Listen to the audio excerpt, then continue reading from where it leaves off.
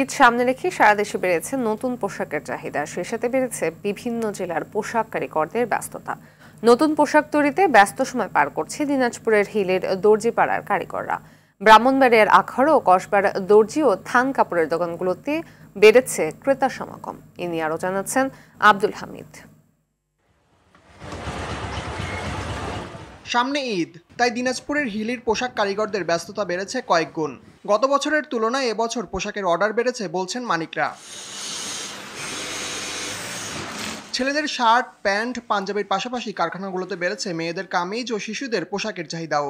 তবে ঈদে পোশাক ব্যবসায়ীরা লাভবান হলেও প্রাপ্য মজুরি পান না বলে অভিযোগ কারিগরদের। আমাদের কাজের অবস্থা খুব ভালো, আমরা দিন রাত 24 ঘন্টায় কাজ করতেছি। জর্জেটের বেশি কাজ চলতেছে, আর পাঞ্জাবিটা মোটামুটি ভালো হয়। আমার উপরে যারা নির্ভর করতে পারছে বা নির্ভর করছে, আমি আমার ডিজাইন দিচ্ছি এবং তারা সেই ডিজাইনে খুব সাদরে গ্রহণ করছে। খুবই ভালো কাজের চাপ, এবং যে কাজ অর্ডার নেওয়া মোটামুটি আমরা বন্ধ করে দিছি। যেগুলো নিছি সেগুলাই করতেছি, দিনরাত করে করতেছি। গতবার পাঞ্জাবি সেলাই 300 টাকা নিয়েছিল, এবার নিল 400 টাকা। এদিকে ঈদকে সামনে রেখে ব্যস্ততা বেড়েছে ব্রাহ্মণবাড়িয়ার আখাউড়া ও কসবার দর্জিপাড়াতেও। ক্রেতাদের চাহিদা পূরণে বাড়তি কাজ করছেন কারিগররা। তাদের এই ব্যস্ততা চলবে চাঁদ রাত পর্যন্ত। গত বছরের লোকসান এবছর পুষিয়ে নেওয়ার আশা ব্যবসায়ীদের। আমাদের 10 রোজা হয়ে গেলে আমার অর্ডার ফিল আপ হয়ে যায়, তো দিনে রাতে আমরা কাজ করতেছি। এখন আমরা পাঞ্জাবি, প্যান্ট সিস্টেম, পায়জামা, কাবলি সেট এগুলা তৈরি করি আমরা।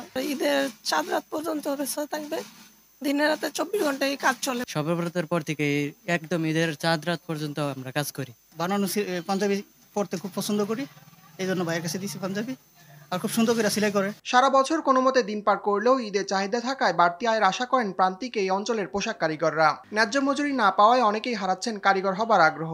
ঈদে কারখানা মালিকদের পাশাপাশি হাসি ফুটবে কারিগরদের মুখেও, এমনটাই প্রত্যাশা তাদের।